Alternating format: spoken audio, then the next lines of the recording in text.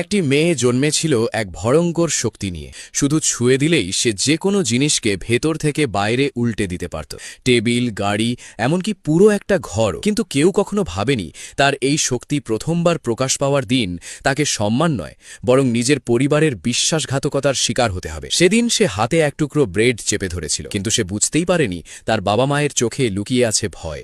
পরের মুহূর্তেই এজেন্টরা বাড়িতে হানা দিল, আর যখন সে নিজের বাবার দিকে তাকালো তখনই সবকিছু থেমে গেল। যে মানুষটা তাকে বিক্রি করে দিয়েছিল সে ছিল তার নিজের রক্ত। ভয়ে সে পালানোর চেষ্টা করল, কিন্তু গার্ডরা আগে থেকেই প্রস্তুত ছিল। তাকে মাটিতে চেপে ধরা হলো এবং তার গলায় পরিয়ে দেওয়া হলো এক বিশেষ কলার। এত শক্তি থাকার পরও সে বদলাতে পারল না এই সত্যটা, নিজের পরিবারই তাকে ত্যাগ করেছে। ভাগ্যক্রমে ঠিক তখনই সেখানে পৌঁছে যায় পোলারিস। সে মেয়েটিকে সেই নরক থেকে বের করে আনে, কিন্তু ততক্ষণে অনেক দেরি হয়ে গেছে। বিশ্বাসঘাতকতার সেই ছায়া আর কখনো তাকে ছেড়ে যায়নি। সে কথা বলা বন্ধ করে দিল, নিজেকে পুরো পৃথিবী থেকে বিচ্ছিন্ন করে ফেলল। তবুও তার শক্তি এত গুরুত্বপূর্ণ ছিল যে কেউ তাকে উপেক্ষা করতে পারত না। তখনই কুকু সিস্টার্স তার স্মৃতির ভেতরে ঢুকে সবকিছু দেখে ফেলল। অপমান, যন্ত্রণা আর বন্দি দশায় সহ্য করা নির্যাতন। পরিস্থিতি ছিল কল্পনার চেয়েও ভয়ঙ্কর। সেদিনের পর থেকে এক্লিপস আর পোলারিস সবসময় তার পাশে ছিল। ধীরে ধীরে তারা তাকে আবার বাঁচতে শিখিয়েছিল। ট্রেনিংয়ের সময় সে নিজের আসল শক্তিকে চিনতে শুরু করল।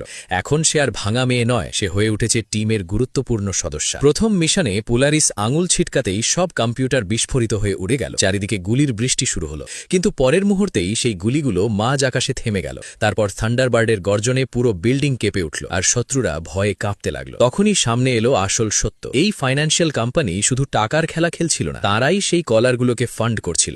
মিউট্যান্টদের ওপর ল্যাবের ইঁদুরের মতো পরীক্ষা চালাচ্ছিল এবং এমন সব কোম্পানিকে শক্তি দিচ্ছিল যাদের উদ্দেশ্য ছিল মিউট্যান্টদের নিশ্চিহ্ন করে দেওয়া। তাই মিউট্যান্ট আন্ডারগ্রাউন্ডের একটাই মিশন ছিল, এই কোম্পানিকে পুরোপুরি ধ্বংস করা। বিশাল স্টিলের ভল্টের পেছনেই লুকিয়েছিল তাদের জয়ের চাবি, আর সেটাকে ধ্বংস করার জন্য বেছে নেওয়া হলো সেই মেয়েটিকেই। এক প্রচণ্ড চিৎকারের সঙ্গে সে ভারী লোহার গেটকে টুকরো টুকরো করে ছিঁড়ে ফেলল।